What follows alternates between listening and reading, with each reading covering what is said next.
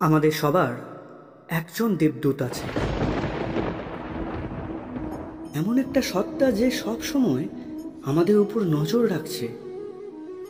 সে যে কোনো রূপে আমাদের সামনে আসতে পারে, কখনো মানুষের রূপে, এমনকি পশুর রূপে।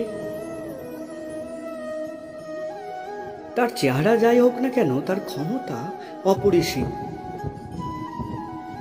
সে আমাদের লড়াই লড়ে দেয় না, সে সঠিক রাস্তা দেখায়, ভালোবাসতে শেখায়।